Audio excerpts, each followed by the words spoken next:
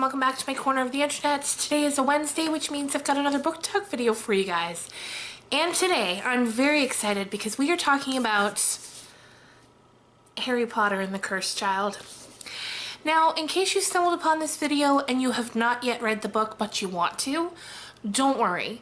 I'm going to let you know before I say anything that could even remotely be considered a spoiler.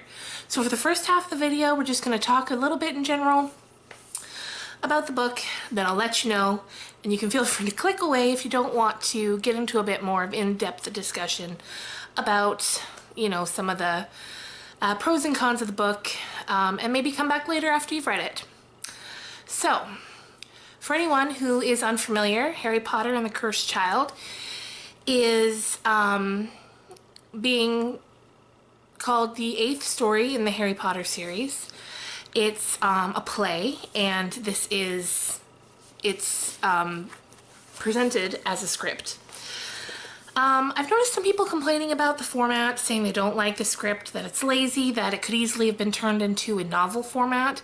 But honestly, I don't mind the script format at all. I'm used to reading in that format, and I feel like we've all got enough you know, history with the characters and Hogwarts and the train and just everything in this universe that we can so clearly picture it in our heads without, you know, and that makes the format work really well. So I didn't mind that. Now, I have been going around the internet a bit, reading some reviews. People are so torn on this, and it seems to either be they love it or they hate it, or then in the middle there's they didn't really care for it, but they love Harry Potter, so they're just gonna kind of take it. I loved it. I loved it. I loved the new characters, the kids that we met. I thought they were great. I found it really emotional in parts, seeing Harry especially, just the things that he was dealing with. I loved it, and yeah, I found it very emotional.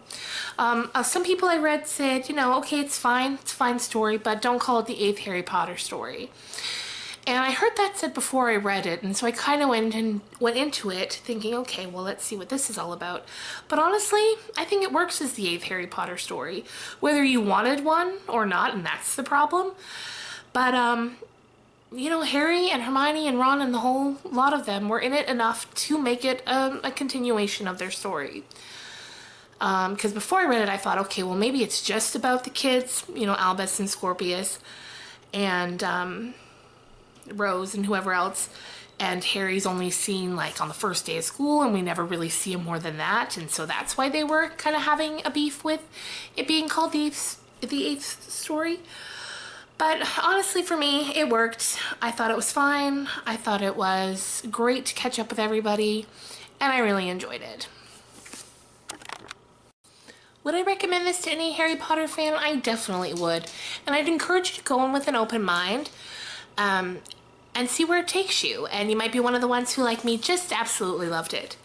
Now, if you haven't read the book, click off now, because I'm going to start talking about a bit more spoilery stuff.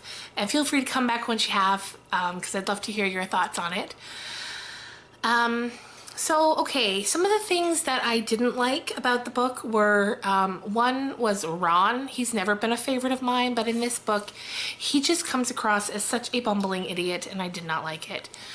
Second of all would be Draco. Draco's always been a favorite of mine, especially in the later books of the series.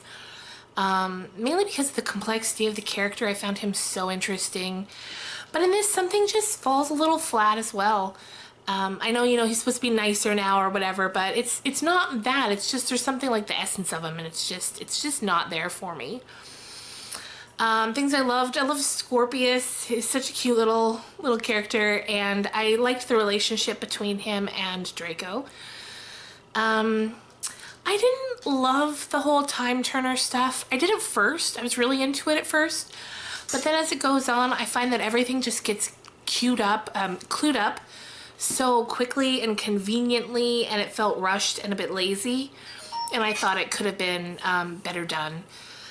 But yeah, that's the main thing. There were plot holes all over the place. There were a few things I'd read and I'd read to my husband just to get, because he also loves Harry Potter, as does my daughter. We're all big fans here.